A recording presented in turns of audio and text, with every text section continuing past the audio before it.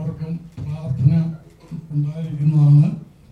Almighty may bless the entire blessing on we all people. Thank you. Kaumudi താത്തി പിടിക്കടാ. Thank you so much.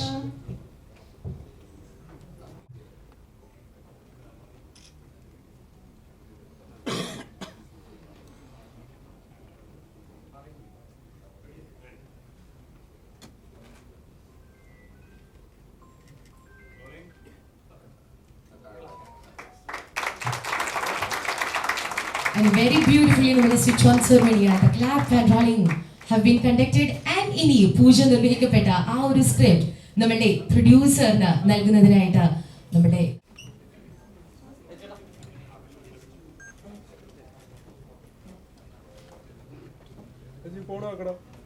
Thank you so much. ഏറെ പ്രാർത്ഥനയോടെ നല്ലൊരു കൈമാറാം. നല്ല results shall now and appreciation for this great beginner.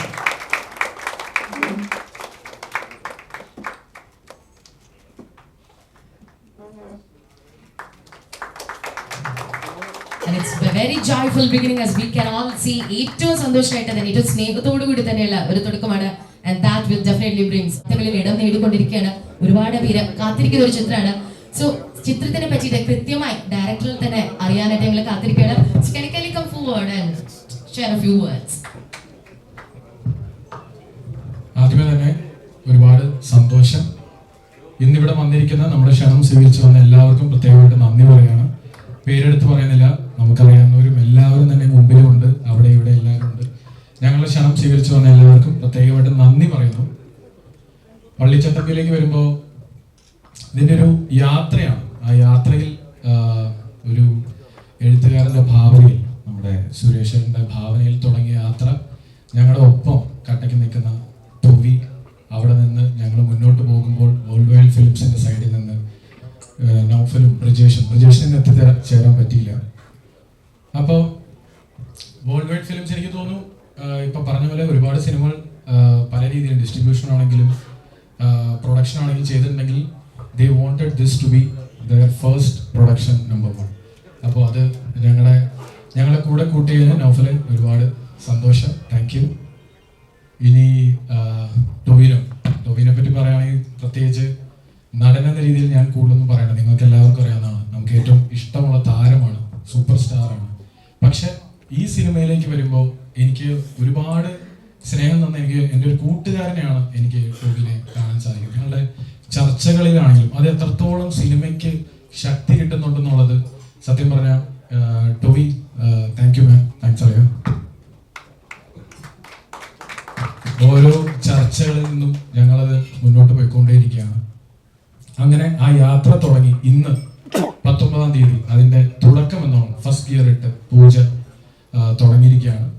ഇനി next സ്റ്റെപ്പിലേക്ക് വരുന്നതിന് മുന്നേ പള്ളിച്ചട്ടമ്പിയുടെ writer Suresh ഏട്ടൻ, എനിക്ക് ഒരുപാട് സന്തോഷമുണ്ട്. കാര്യം ഞാൻ ചെയ്ത മുന്നത്തെ 3 സിനിമയുടെ എഴുത്തുകാരൻ ഇവിടെയുണ്ട്, ഷൈലസ് ഇവിടെയുണ്ട്, അതിൻ്റെ പ്രൊഡ്യൂസറും ലിസ്റ്റിൻ ഇവിടെയുണ്ട്, എനിക്കറിയാവുന്നവരെല്ലാവരും ഉണ്ട്. എങ്കിൽ പോലും ഞാൻ ഒരുപാട് എക്സ്പീരിയൻസ്ഡ് ആയിട്ടുള്ള ഒരു റൈറ്ററുടെ ആദ്യമായിട്ടാണ് വർക്ക് ചെയ്യുന്നത്. അപ്പോൾ അദ്ദേഹത്തിൻ്റെ പള്ളിച്ചട്ടമ്പി എന്ന് പറയുന്ന സ്വപ്നത്തിന്റെ ഭാഗമാക്കാൻ അല്ലെങ്കിൽ അതിൻ്റെ ക്യാപ്റ്റനാക്കി തന്നതിൽ ഒരുപാട് സന്തോഷം. സുരേഷ് ഏട്ടാ, ഒരുപാട് താങ്ക് യു.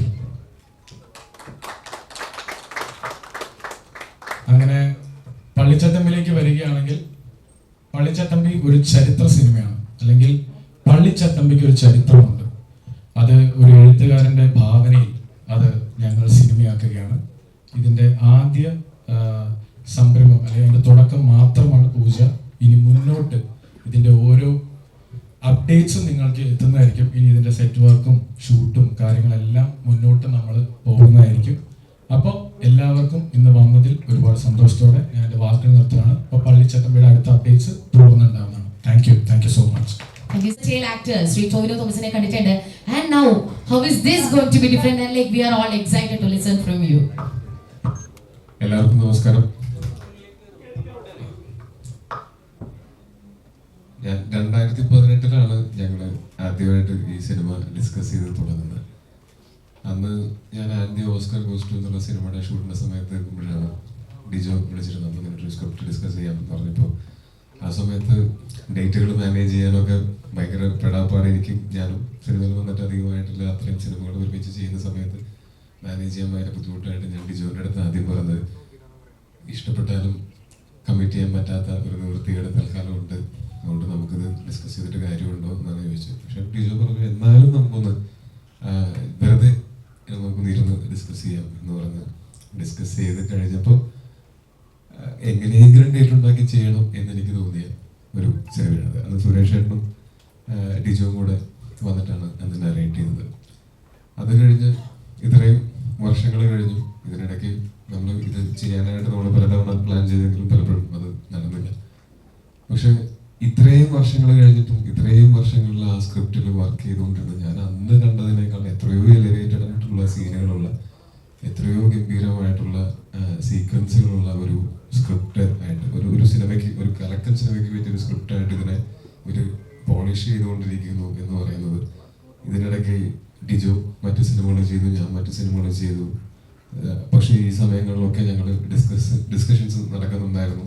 പല തവണയായിട്ട് നമ്മൾ ഇതിൻ്റെ സ്ക്രിപ്റ്റുമായിട്ട് ഇരുന്നു. എന്നിട്ട് ഇപ്പോൾ ഫൈനലി നമ്മളിരിക്കുന്ന സ്ക്രിപ്റ്റ് എന്ന് പറയുന്നത് ഞങ്ങൾക്ക് ഭയങ്കര സന്തോഷം തരുന്ന, ഭയങ്കര കോൺഫിഡൻസ് തരുന്ന ഒരു സ്ക്രിപ്റ്റുമായിട്ടാണ്. അതിൽ സുരേഷ് ഏട്ടൻ, ഡിജോ നന്ദി, ഒരുപാട് നന്ദി. ഇങ്ങനെ നിർത്താതെ അതിൽ പിന്നെയും പോളിഷ് ചെയ്ത് അതിനെ കൂടുതൽ നല്ല സ്ക്രിപ്റ്റാക്കി കൂടുതൽ നല്ല സിനിമയ്ക്കുള്ള സാധ്യത ഉണ്ടാക്കിയതിന് നന്ദി. പിന്നെ തീർച്ചയായിട്ടും നൗഫലും ബ്രിജേഷും തൻസീറും ഒക്കെ എനിക്ക് കുറേ കാര്യങ്ങളായിട്ട് അറിയാവുന്നതാണ്. ഞങ്ങൾ അതിന് മുമ്പും ഒരുമിച്ച് അസോസിയേറ്റ് ചെയ്തിട്ടുണ്ട്. ആ സമയത്ത് ഇപ്പോൾ തീവണ്ടി ആണെങ്കിലും ഗോവയാണെങ്കിലും മെക്സിക്കൻ വാർത്തയൊക്കെ ആണെങ്കിലും ഇവരാണ് അത് UAE-ലും ഒക്കെ GCC കൺട്രീസിലും ഒക്കെ ഡിസ്ട്രിബ്യൂഷൻ ചെയ്തിരുന്നത്.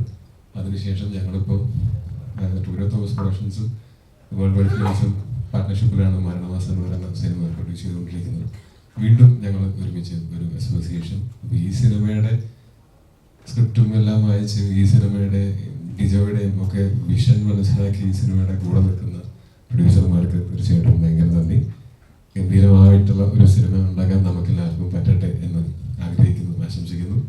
പിന്നെ ഇതുപോലെ ഞാൻ വർഷങ്ങളോളം കാത്തിരുന്ന് ചെയ്തിട്ടുള്ള സിനിമകൾ ഒന്ന് രണ്ടെണ്ണം എക്സാമ്പിൾ പറയുകയാണെങ്കിൽ അത് ARM-ഉം പിന്നെ തല്ലുമാലയും തീവണ്ടിയും പോലുള്ള സിനിമകളാണ്. നമ്മൾ കമ്മിറ്റ് ചെയ്തിട്ട് ഇങ്ങനെ കുറച്ച് നാൾ കഴിഞ്ഞിട്ടാണ് അതൊക്കെ ചെയ്യാൻ പറ്റിയതെന്നുണ്ടെങ്കിലും ചെയ്തപ്പോൾ ഏറ്റവും നന്നായിട്ട് തന്നെ അത് ചെയ്യാൻ പറ്റിയിട്ടുണ്ട്. അത് തന്നെയാണ് ഈ സിനിമയിലും എനിക്കുള്ള കോൺഫിഡൻസ്. അന്ന് ഞങ്ങൾ ആദ്യം കണ്ട 2018-നേക്കാൾ ഡിജോവും കൂടുതൽ എക്സ്പീരിയൻസ്ഡ് ആണ്. ഇപ്പോൾ ഞാനും കൂടുതൽ എക്സ്പീരിയൻസ്ഡ് ആണ്. നമ്മളുടെ എക്സ്പീരിയൻസസിൽ നിന്ന് നമ്മൾ കൂടുതൽ പഠിക്കുന്നുണ്ട്. അപ്പോൾ ഈ സമയം കൊണ്ട് ഇതിന് ഒരു ഗംഭീരമായിട്ടുള്ള ഒരു ക്രൂവും സെറ്റായിട്ട് വന്നിട്ടുണ്ട്. ഇപ്പോൾ മ്യൂസിക് ചെയ്യുന്ന ജെയ്ക്സ് ചേട്ടനാണെങ്കിലും എഡിറ്റ് ചെയ്യുന്ന ശ്രീജിത്ത് ആണെങ്കിലും ദിവാകർ മണി സിനിമാറ്റോഗ്രഫി ആണെങ്കിലും ദിലീപ് നാഥ് അദ്ദേഹമാണ് ആർട്ട് ഡയറക്ഷൻ ചെയ്യുന്നത്. ഇതുപോലെ എല്ലാ മേഖലയിലും ഏറ്റവും നല്ല ഒരു ടെക്നീഷ്യൻസിനെയും ഒക്കെ കൊണ്ടുവരാൻ ശ്രമിച്ചിട്ടുണ്ട്. അപ്പോൾ എനിക്ക് വലിയ പ്രതീക്ഷകളുള്ള, ഞാൻ അടുത്തായിട്ട് തുടങ്ങാനായിട്ട് ഏറ്റവും എക്സൈറ്റഡ് ആയിട്ടിരിക്കുന്ന സിനിമകളിലൊന്നാണ്, അല്ലെങ്കിൽ ഏറ്റവും എക്സൈറ്റഡ് ആയിട്ടുള്ള ഇമ്മീഡിയറ്റ്ലി ചെയ്യാൻ പോകുന്ന സിനിമ തന്നെയാണ് പള്ളിച്ചട്ടമ്പി. അപ്പോൾ ഇത് നിങ്ങളെല്ലാവരും എൻ്റർടൈൻ ചെയ്യിക്കുന്ന ഒരു സിനിമയായിരിക്കും എന്ന് ഞാൻ പ്രതീക്ഷിക്കുന്നു. അപ്പം ഇതിൽ വർക്ക് ചെയ്യുന്ന എല്ലാവർക്കും ഗുണം ചെയ്യുന്ന സിനിമയായിരിക്കുമെന്ന് ഞാൻ പ്രതീക്ഷിക്കുന്നു. Thank you. നമസ്കാരം, ഗുഡ് മോർണിംഗ്. ക്ഷണം സ്വീകരിച്ചെത്തിയ എല്ലാവർക്കും നന്ദി.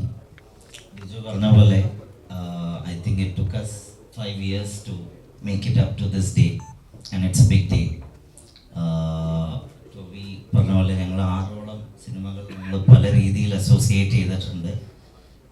ഞങ്ങൾക്ക് ശരിക്കും ടോബി ഒരു ലക്കി ജാമ് തന്നെയാണ്. കാര്യം ഞങ്ങൾ അസോസിയേറ്റ് ചെയ്ത എല്ലാ സിനിമകളും കമേഴ്ഷ്യലി സക്സസ്ഫുൾ ആണ്. അപ്പം ഞാൻ ഈക്വലി എക്സൈറ്റഡ് ആണ്. ബ്രിജേഷും ഞാനും ഞങ്ങളുടെ world wide family is very excited to work with you again Toby. Suresh ഏട്ടൻ്റെ എന്താ പറയുക, റൈറ്റിങ്ങിൻ്റെ യഥാർത്ഥ സ്കില്ല് പുറത്തെടുക്കാൻ പോകുന്നൊരു സിനിമയായിരിക്കും ഇത്. ആ ഒരു ഉറപ്പ് തരുന്നു. Jakes, Sreejith, Divakar, we have a fantastic team. അപ്പം ഈ സിനിമ മലയാളികൾക്ക് എന്നും അഭിമാനിക്കാൻ പറ്റും എന്ന് ഞാൻ വിശ്വസിക്കുന്നു. മലയാള സിനിമയ്ക്കും അഭിമാനിക്കാൻ പറ്റും എന്ന് ഞാൻ വിശ്വസിക്കുന്നു. Thank you. With us we have got Sri S. Suresh Babu sir. With all due respect, I am requesting you to kindly share a few words with us. എല്ലാവർക്കും ഞങ്ങളുടെ ഈ ചടങ്ങിലേക്ക് എത്തിയതിൽ വലിയ സന്തോഷമുണ്ട്. ടോബി പറഞ്ഞതുപോലെ ഞങ്ങൾ 2018 തുടങ്ങിയ ഒരു യാത്രയാണ്. ശരിക്കും നടൻ സിനിമ കഴിഞ്ഞിട്ടാണ് ഡിജോ എന്നെ വിളിക്കുന്നതും ഞങ്ങൾ തമ്മിൽ ഒരു സിനിമയ്ക്ക് വേണ്ടി ഇരിക്കുന്നത്. അപ്പം അന്നൊരു ചട്ടമ്പി കഥ ഉണ്ടാക്കാം എന്നുള്ളൊരു ധാരണയിൽ തുടങ്ങി. ചരിത്രത്തിൽ നിന്നും ഒരു ചട്ടമ്പിയെ നമ്മൾ കണ്ടെത്തുന്നു, അതിൽ ഫിക്ഷൻ കലർത്തി അതിനെ ഒരു സിനിമയാക്കി മാറ്റുന്നു. ഇത്രയും നാളത്തെ ഒരു യാത്ര ശരിക്കും എൻ്റെയും ഡിജോയുടെയും ഒപ്പം ടോബിയുടെയും ഇപ്പോൾ അവസാനം വേണ്ടിയിട്ട് നൗഫലും ബ്രിജേഷും എല്ലാവരും കൂടെ ചേർന്നിട്ട് അതൊരു ഗംഭീര സിനിമ ആവാനുള്ള എല്ലാ ഒരുക്കങ്ങളും സംഭവിച്ചിട്ടുണ്ട്. വ്യക്തിപരമായിട്ട് എന്നെ സംബന്ധിച്ചൊരു വലിയ സന്തോഷം. ഡിജോ അത് ഏറ്റവും പുതിയ തലമുറയിൽപ്പെടുന്ന ഒരു സംവിധായകനുമായിട്ട് ചേർന്ന് ഒരു പഴയ കഥ പറയാൻ പറ്റുക എന്ന് പറയുന്നത് ഒരു സൗന്ദര്യം. അത് തീർച്ചയായിട്ടും ഈ സിനിമയ്ക്കുണ്ടെന്നാണ് ഞാൻ കരുതുന്നത്. നമ്മൾ നവോത്ഥാന കേരളത്തിൻ്റെ ഒരു ചരിത്രം പറയാതെ വെച്ച ഒരു ചട്ടമ്പി കഥ, അത് നമ്മളുടെ ഭാവനയോട് ചേർത്തിട്ട് ഒരു കഥ പറയുമ്പോൾ അത് ഏറ്റവും പുതിയ തലമുറയുടെ ഒരു പ്രതിനിധി അതിൽ കയ്യൊപ്പെടുന്നു എന്ന് പറയുന്നതിൽ ഒരുപാട് സന്തോഷമുണ്ട്. അതേപോലെ തന്നെയാണ് ടോബി. ഞങ്ങൾ ഈ കഥ ആലോചിക്കുന്ന ഘട്ടം മുതൽ മറ്റൊരു നായകൻ ഞങ്ങളുടെ മനസ്സിലില്ല. ഇതിൻ്റെ വെരി ബിഗിനിങ് മുതൽ തന്നെ ടോബി അന്ന് ഞങ്ങൾ കഥ പറയാനായിട്ട് ആദ്യം പോകും, ഞാൻ പുറത്തുണ്ട്, ഡിജോ അകത്ത് കയറുമ്പോൾ ടോബി പറഞ്ഞു ഇപ്പം കേട്ടിട്ടൊരു കാര്യമില്ല എന്നൊക്കെ പറഞ്ഞെങ്കിലും ഞങ്ങൾ വിട്ടില്ല. പക്ഷേ കഥ കേട്ട് കഴിഞ്ഞപ്പോൾ ടോബി തീർച്ചയായിട്ടും അതിലേക്ക് വന്നു. പിന്നെ ഇപ്പോൾ ഞങ്ങളുടെ നൗഫൽ, ബ്രിജേഷ്, പിന്നെ നമ്മുടെ ടെക്നിക്കൽ ടീം എല്ലാവരും, നിങ്ങൾക്കെല്ലാം ഏറ്റവും പ്രിയപ്പെട്ട ടെക്നിക്കൽ ടീമുണ്ട്. ഇതൊരു ഗംഭീര സിനിമയാവാൻ ഞങ്ങൾ പ്രാർത്ഥിക്കുന്നു. ഒപ്പം നിങ്ങളുടെ പ്രാർത്ഥനയും ഉണ്ടാവും. Thank you. Thank you so much, sir. And എല്ലാവർക്കും നമസ്കാരം. ഞാൻ ഈ ആക്ടിങ് തുടങ്ങിയതിനു ശേഷം ചാൻസ് ചോദിക്കാൻ മടിയാണ്, കാരണം ഞാൻ ഡയറക്ടറായിരുന്നുണ്ട്. പക്ഷെ എന്നാൽ ചില ഡയറക്ടർമാരുടെ പടം കാണുമ്പോൾ നമുക്ക് തോന്നും ഇയാളല്ലാണ് നമ്മളെ വിളിക്കാത്തത്. അങ്ങനെ തോന്നിയിട്ടുള്ള ഒരാളാണ് ഡിജോ. ഈ അടുത്ത കാലത്ത് കുറച്ച് പറഞ്ഞു ചോദിച്ചിട്ട് അടുത്ത പടത്തിൽ ചേട്ടനുണ്ട് കേട്ടോ എന്ന് പറഞ്ഞു. ഒരുപാട് സന്തോഷം തോന്നി. പൂജയ്ക്കൊക്കെ വിളക്കൊക്കെ കത്തിക്കാൻ തന്നു. എനിക്ക് തോന്നുന്നു പടത്തിൽ ഒരുവിധം പ്രാധാന്യമൊക്കെ ഇവിടെ തന്നിട്ടുണ്ട്. പടത്തിൽ അപ്രാധാന്യമുണ്ടാകുമെന്ന് ഞാൻ പൂർണ്ണമായും വിശ്വസിക്കുന്നു. പിന്നെ ഒരു പുതിയ നിർമ്മാണ കമ്പനി വളരെ സന്തോഷമുള്ള കാര്യമാണ്. കാരണം ഇത്തരം ഒരു പ്രൊജക്റ്റിന് വേണ്ടി ധൈര്യസമേതം ഒരു നിർമ്മാണ കമ്പനി, പ്രത്യേകിച്ച് പരസ്പര വിശ്വാസമുള്ള ഒരു ടീം തന്നെയാണ് ഈ സിനിമയ്ക്ക് വേണ്ടി വന്നിരിക്കുന്നത്. പിന്നെ ഏറ്റവും വലിയ സന്തോഷം തല്ലുമാലയ്ക്ക് ശേഷം എന്നോടൊപ്പം അഭിനയിക്കാനുള്ള ഭാഗ്യം ടോബിക്ക് കിട്ടിയെന്നുള്ളതാണ്. അപ്പൊ തീർച്ചയായിട്ടും ഇത്തരം ഒരു സിനിമ അങ്ങനെ ഇപ്പൊ പിന്നെ അതുപോലെ തന്നെ സുരേഷ് ബാബു ഞാൻ വർഷങ്ങളായിട്ട് അറിയാവുന്ന ആളാണ്, പ്രതിഭാതനായ റൈറ്ററാണ്. അപ്പൊ ഈ ഒരു ടീമിൽ എനിക്ക് പങ്കെടുക്കാൻ സാധിച്ചത്, എന്നെയും ഉൾപ്പെടുത്തിയത് അങ്ങേറ്റം നന്ദി ഞാൻ അറിയിക്കുന്നു. വലിയ ഒരു സിനിമയാകാൻ നിങ്ങളെല്ലാവരും പ്രാർത്ഥിക്കുക. വലിയ വിജയമാവട്ടെ. നമുക്ക് പുതിയ നിർമ്മാതാക്കൾക്ക് മാക്സിമം സപ്പോർട്ട് ചെയ്യാം. All the best. thank you so much.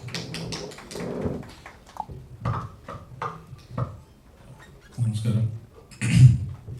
വളരെയധികം സന്തോഷമുണ്ട്. ഡിജോ 3 പടമാണ് ചെയ്തതെങ്കിലും 2 പടത്തിനും സാഹസം എടുത്തയാള് ഞാനാണ്. അപ്പം വളരെയധികം സന്തോഷം. ഡിജോയുടെ ഒരു പടം ഡിജോയുടെ ഒരു പടം എന്ന് പറയുന്നത് എൻ്റെ ഒരു ബ്രദറിൻ്റെ പടം പോലെ തന്നെയാണ്. അതിൻ്റെ അകത്ത് യാതൊരു ഡൗട്ടും ഇല്ല. ഈ സിനിമയുടെ ഒരു കഥ ഏറ്റവും ആദ്യം കേട്ടവരിൽ ഒരാൾ ഞാൻ തന്നെയാണ്. കാരണം ഈ സിനിമ ഒരു ഗംഭീര സിനിമയായിരിക്കും എന്നുള്ളതിൻ്റെ അകത്ത് യാതൊരു ഡൗട്ടും ഇല്ല. കാരണം ഇതൊരു അത്രയും കൊമേഴ്ഷ്യൽ ഒരു സിനിമയാണ്. കാരണം ഇതൊരു ചെറിയ സിനിമയല്ല. ഡിജോയുടെ പേര് പോലെ തന്നെ നീട്ടമുള്ള ഒരു സിനിമയാണ്, ഒരു വലുപ്പമുള്ള ഒരു സിനിമയാണ്. പിന്നെ അതുകൊണ്ടിട്ട് അത് കവർ ചെയ്യാനായിട്ട് കുറേ പ്രൊഡ്യൂസേഴ്സ് ഉണ്ട്. അപ്പോൾ അതുകൊണ്ടിട്ട് എല്ലാവരും കൂടെ ഷെയർ ചെയ്ത് കുറച്ച് ബഡ്ജറ്റ് കൂടിയാലും അത് ഷെയർ ചെയ്യാനായിട്ടുള്ള അവസരവും ആ പ്രൊഡ്യൂസേഴ്സ് എല്ലാവരും കൂടെ ഉള്ളത് കൊണ്ടിട്ട് അതും കുഴപ്പമില്ല. അതെ, ഷെയറിങ് ആണല്ലോ. അപ്പോൾ അതുകൊണ്ട് ആ സ്ക്രിപ്റ്റും നിങ്ങൾക്ക് കാണുമ്പോൾ അറിയാം സിനിമയുടെ ഒരു വലിപ്പം അത്രയും ഉണ്ട്. അതുപോലെ തന്നെ സുരേഷ് ഏട്ടൻ്റെ ഒരു ഗംഭീര തിരിച്ചുവരവായിരിക്കും ഈ സിനിമ. സുരേഷ് ഏട്ടൻ വേറെ എങ്ങും പോയതുകൊണ്ടിട്ടല്ല, ടൂറായിട്ട് പോയതുകൊണ്ടിട്ടല്ല, സുരേഷ് ഏട്ടൻ്റെ അത്രയും മാസ്സായിട്ടുള്ള ഒരു സിനിമയാണ് എന്നുള്ളത് എനിക്ക് പൂർണ്ണ ഉറപ്പുണ്ട്. കാരണം ഇത് ബേസിക് ആയിട്ട് ഇവരിപ്പം വർഷങ്ങൾ പറഞ്ഞു, ആ വർഷങ്ങൾക്ക് മുന്നേ തന്നെ ഞാനും കേട്ടുകൊണ്ടിട്ട് പറയുകയാണ്. ഇതിൻ്റെ ഒരു ബിൽഡപ്പ് ആയിക്കോട്ടെ, ഇതിൻ്റെയൊക്കെ ടോബിയുടെ ഒരു ഇൻട്രൊഡക്ഷൻ ആയിക്കോട്ടെ, അതെല്ലാം വളരെയധികം ഗംഭീരമായിട്ടുള്ള ഒരു സിനിമയാണ്. പിന്നെ ഈ സിനിമയുടെ ടൈറ്റിലിൻ്റെ ഒരു പ്രത്യേകത എന്ന് പറയുന്നത് പള്ളിച്ചട്ടമ്പി എന്നായതുകൊണ്ടിട്ട് തന്നെ എല്ലാ പള്ളിക്കാരുടെയും എല്ലാ ടൈപ്പുള്ള പള്ളിക്കാരുടെ എല്ലാം, അതായത് ജാതിമത ഭേദമന്യേയുള്ള എല്ലാ പള്ളിക്കാരുടെയും അനുഗ്രഹവും അതുപോലെ തന്നെ ചട്ടമ്പിക്കാരുടെ എല്ലാ ചട്ടമ്പികളുടെയും അനുഗ്രഹവും പ്രത്യേകിച്ച് ഉള്ളതുകൊണ്ടിട്ടാണ് ഇങ്ങനെ ഒരു ടൈറ്റിൽ ഇട്ടതെന്നും ഞാൻ പ്രതീക്ഷിക്കുന്നു. കാരണം ഇത്രയും ബഡ്ജറ്റുള്ള സിനിമയാകുമ്പോൾ എല്ലാം കൂടെ നോക്കി വേണമല്ലോ അതിൻ്റെ ഒരു ടൈറ്റിൽ വിടാനായിട്ട്. അപ്പം അത് ഞാൻ പ്രതീക്ഷിക്കുകയാണ്. പിന്നെ ഇതിൻ്റെ ഏറ്റവും പ്രിയപ്പെട്ട ടൊവിനോ, അപ്പം സിനിമ നടൻ എന്ന നിലയിൽ ഒരു സിനിമയോടൊപ്പം 100% അർപ്പണബോധത്തോടുകൂടി അതിൻ്റെ ഡയറക്ടർക്കൊപ്പം അതിൻ്റെ ടീമിനൊപ്പം ആത്മാർത്ഥതയോടുകൂടി വർക്ക് ചെയ്യുന്ന ഒരു ഹീറോയാണ്. അപ്പോൾ അതുകൊണ്ടിട്ട് ഇവർക്ക് നേരത്തെ തന്നെ എക്സ്പീരിയൻസ് ഉള്ളതാണ്. ഇപ്പോൾ ഇവർക്ക് കൂടെ നേരത്തെ തന്നെ പാർട്ട്ണർഷിപ്പിൽ വർക്ക് ചെയ്തിട്ടുള്ള ഹീറോയാണ്. അപ്പോൾ അതുകൊണ്ടിട്ട് ഈ സിനിമ ഒരു വലിയ വിജയമായി മാറട്ടെ. ഇങ്ങനെ ഒരു സിനിമയുടെ ഒരു പ്രത്യേക സാഹചര്യത്തിൽ കൂടിയാണ് 2024 ഏറ്റവും കൂടുതൽ ഹിറ്റുകൾ മറ്റു ഭാഷകളിനേക്കാൾ കൂടുതൽ ഹിറ്റുകൾ കൊടുത്തത് മലയാള സിനിമയിൽ നിന്നാണ്. എന്നിട്ട് പോലും മലയാള സിനിമയ്ക്ക് മറ്റ് ബിസിനസ്സുകൾ ആ ഭാഷകളിൽ കിട്ടുന്ന ബിസിനസ് മലയാള സിനിമയ്ക്ക് കിട്ടുന്നില്ല. അപ്പം ആ ഒരു വർഷമാണ് 2025 കാലെടുത്ത് വെക്കുമ്പോൾ ഇത്രയും വലിയൊരു പടമായിട്ട് നമ്മുടെ ഇൻഡസ്ട്രിയിൽ നിന്ന് പള്ളിച്ചട്ടമ്പി അങ്ങനെ ഒരു സിനിമയായി മാറട്ടെ എന്നും. പിന്നെ ഒരു ചെറിയൊരു കാര്യം കൂടെ, ഇപ്പോഴാണ് ഈ ഓവർസീസ്, ഞാൻ പറയാൻ വിട്ടുപോയതാണ്, ഇപ്പോഴാണ് ഈ ഓവർസീസിനൊക്കെ ഇത്രയും മാർക്കറ്റ് വന്നത്. ഇപ്പം നേരത്തെയൊക്കെ ഞങ്ങൾ ബിസിനസ്സൊക്കെ ചെയ്യുമ്പോൾ എനിക്ക് തോന്നുന്നത് ഇവര് നൗഫലും ബ്രിജീഷൊക്കെ വരുന്നതിന് മുമ്പ് ചെറിയ തുകകളായിരുന്നു കിട്ടിക്കൊണ്ടിരുന്നത്. നമുക്കൊക്കെ ഒരു 25 ലക്ഷം രൂപ 50 ലക്ഷം രൂപയൊക്കെ ആയിരുന്നു ഞങ്ങൾക്ക് കിട്ടിക്കൊണ്ടിട്ടിരിക്കുന്നത്. തീർച്ചയായിട്ടും എനിക്കത് പറയാതിരിക്കാൻ പറ്റത്തില്ല. നൗഫലും ബ്രിജീഷൊക്കെ വന്നതിന് ശേഷമാണ് മലയാള സിനിമയിൽ ഓവർസീസ് എന്ന് പറയുന്ന ഒരു കാര്യത്തിന് ഒരു മാർക്കറ്റ് തന്നെ ഉണ്ടായത്. കാരണം ഇവരുടെ ഒരുപാട് പൈസ അതിനു വേണ്ടിയിട്ട് കളഞ്ഞിട്ടുണ്ട്. കാരണം ഞാൻ അറിയാലോ, ഇപ്പോൾ ഒരു ബിസിനസ് ഒക്കെ ആയിട്ടിരിക്കുമ്പോൾ നമ്മളെല്ലാവരും, ഞാൻ നിങ്ങൾക്ക് അറിഞ്ഞിരിക്കാൻ വേണ്ടിയിട്ട് അല്ല, എനിക്കറിയാവുന്ന ഒരു കഥ പറയുന്നു മാത്രമേ ഉള്ളൂ. കാരണം അവരുടെ ഒത്തിരി പൈസ അതിനു വേണ്ടിയിട്ട് വിട്ട് കളഞ്ഞിട്ടുണ്ട്. കാരണം സിനിമയിൽ വിട്ട പൈസ തിരിച്ചെടുക്കുക എന്ന് പറയുന്നത് കുറച്ച് കഷ്ടപ്പാടുള്ള ഒരു കാര്യമാണ്. പക്ഷെ ആ മാർക്കറ്റ് ഇല്ലാതിരുന്ന സമയത്ത്, അല്ലെങ്കിൽ നമുക്ക് ഒരു ഏകാധിപത്യമായിരുന്നു ഓവർസീസ് എന്ന് പറയുമ്പോൾ, അപ്പോൾ അവിടെ കോമ്പറ്റീഷൻ ഇല്ലായിരുന്നു. അപ്പോൾ ഇവര് വന്നപ്പോഴായിരുന്നു അതിനൊരു കോമ്പറ്റീഷൻ വന്നത്. അപ്പോഴാണ് കോടിക്കണക്കിന് ഒരു ഇതിലേക്ക് മാറിയത്. അങ്ങനെയാണ് ഇപ്പൊ ഞാൻ തന്നെ ഇവർക്ക് അപ്പോൾ ഒരു 3-4 സിനിമകൾ ഈവൻ കൊടുത്തു. കാരണം ഇങ്ങനെ ഒരു കോമ്പറ്റീഷൻ വരുമ്പോൾ മാത്രമാണ്. പക്ഷെ അത് കഴിഞ്ഞിട്ട് പിന്നെ എനിക്ക് കൊടുക്കാൻ പറ്റിയില്ല. കാരണം പിന്നെ ഇപ്പുറത്തെ ആള് നല്ല പൈസ തരാനായിട്ട് തുടങ്ങി. അതുകൊണ്ടിട്ട് പക്ഷെ ഞാൻ പറയാണ്, വേൾഡ് വൈഡ് വന്നതുകൊണ്ട് മാത്രമാണ് എന്ന് ഞാൻ വിശ്വസിക്കുന്നു ഓവർസീസ് എല്ലാ ആർട്ടിസ്റ്റുകൾക്കും ഇത്ര മാർക്കറ്റ് കിട്ടിയ അങ്ങനെ ഒരു കമ്പനി ടൊവിനോട് ഈ പടം പ്രൊഡ്യൂസ് ചെയ്യുമ്പോൾ അതിയായ സന്തോഷമുണ്ട്. ഞാൻ അധികം സമയം എടുത്ത് സംസാരിക്കുന്നില്ല. കാരണം ഞാൻ പ്രൊഡ്യൂസ് ചെയ്യുന്ന പാഠം അല്ലാത്തതുകൊണ്ടിട്ട് അതിക്കുള്ള അനുമതി കിട്ടത്തില്ല. Anyway thank you so much. Thank you so much. Of course, definitely interesting. And Dijo Chande, എല്ലാവർക്കും നമസ്കാരം. പള്ളിച്ചട്ടമ്പി ഞാൻ ഏകദേശം 2018 ഒരു കൊച്ചു പടവുമായിട്ട് ഡിജോ ഞങ്ങൾക്ക് വന്ന് പറഞ്ഞിരുന്നു. അപ്പോൾ ആ സമയത്ത് പറഞ്ഞൊരു വലിയ പടം എൻ്റെ ഇതിലുണ്ട്. എന്നെ കണ്ടപ്പോൾ അത്രയും വലിയ പടം എടുക്കാൻ പറ്റുന്ന ആളായിരുന്നു ഡിജോ പറഞ്ഞില്ല. അപ്പോൾ പള്ളിച്ചട്ടമ്പി എന്നാണ് പേര്. അത് പണി നടന്നുകൊണ്ടിരിക്കുകയാണ് എന്ന് പറഞ്ഞു. അപ്പോൾ അത് ഈ പറഞ്ഞതുപോലെ ഒരു ചെറുതായിട്ട് തുടങ്ങിയതാണ്. അപ്പോ പള്ളിച്ചട്ടമ്പി അല്ല, അപ്പോ ഒരു ഈ പറഞ്ഞതുപോലെ 2018 ഒരു സ്ക്രിപ്റ്റ് വന്ന് രൂപയുടെ പറയണമെങ്കിൽ ഇന്ന് മുതൽ സുരേഷ് ഏട്ടൻ ഇതിന്റെ പണി തുടങ്ങിയിട്ടുണ്ടാവും. അപ്പോൾ അന്ന് മുതൽ നീറി ഉള്ളിൽ കിടന്ന ഒരു സ്ക്രിപ്റ്റ് ഇതായിപ്പോ പുകഞ്ഞു തുടങ്ങുന്നു. ഇത് ആളിക്കത്തും ഇറങ്ങുമ്പോൾ. അങ്ങനെ അത്രയും ഉള്ളിൽ ഒരു സ്ക്രിപ്റ്റ് ഹോണ്ട് ചെയ്യുന്നുണ്ട്. അതൊരു തിരക്കഥാകൃത്തിന് അത് എഴുതി മിനുക്കാനായിട്ടുള്ള ഒരു ഇതുണ്ടാവുക, അത് കഴിഞ്ഞ് ഒരു സംവിധായകന് ഇത് ചെയ്യാനായിട്ടുള്ള ഒരു ത്വരയുണ്ടാവുക, ഒരു നടൻ ഇത് ചെയ്തോളാൻ വയ്യ എന്ന് പറയുമ്പോൾ അതിന് തീർച്ചയായിട്ടും അതിനകത്തുള്ളൊരു ഒരു ഫയർ ഉണ്ടാവും. അപ്പൊ അത് തന്നെയാണ് ഞാൻ ഈ സിനിമയിൽ പ്രതീക്ഷിക്കുന്നത്. ഡിജോ ഒട്ടും മോശക്കാരനല്ല. അപ്പൊ അതുകൊണ്ട് ഡിജോ ഇത് ചെയ്ത് ഫലിപ്പിക്കാൻ എടുക്കണം. പിന്നെ ഇത് ബാക്ക് ചെയ്യുന്ന ബ്രിജേഷ് നേരത്തെ ലിസ്റ്റിൻ പറഞ്ഞ പോലെ മലയാള സിനിമ ചെറിയ തുകയിൽ ഓവർസീസിൽ കിട്ടിക്കൊണ്ടിരിക്കുന്ന സമയത്താണ് ഈ ബ്രിജേഷിന്റെയും നോഫലിന്റെയും വരവ്. എൻ്റെ അടുത്തുനിന്ന് എനിക്ക് ഇവരോട് എൻ്റെ കയ്യിൽ നിന്ന് 2 പടം എടുത്തിട്ടുണ്ട്. ഒരു പടം ഇവർ വന്ന് വില പറഞ്ഞതിന്റെ പേരിൽ വേറൊരാൾ വന്ന് വലിയ വിലക്ക് എടുത്തിട്ടുണ്ട്. മറ്റൊരാൾ ഇവര് വന്ന് എൻ്റെ അടുത്ത് വില പറഞ്ഞിട്ട് പോയി. അല്ല, ഞാൻ നോഫലിനോട് ചോദിച്ചു, അത് ഞാൻ കൊടുത്തോട്ടെ എന്ന് ചോദിച്ചു. നോഫൽ അത് കൊടുത്തോളം പറഞ്ഞാണ്. അല്ല, നന്ദിയുണ്ട്. അത് കഴിഞ്ഞ് 2019 ഒരു സിനിമ എൻ്റെ എടുത്തു.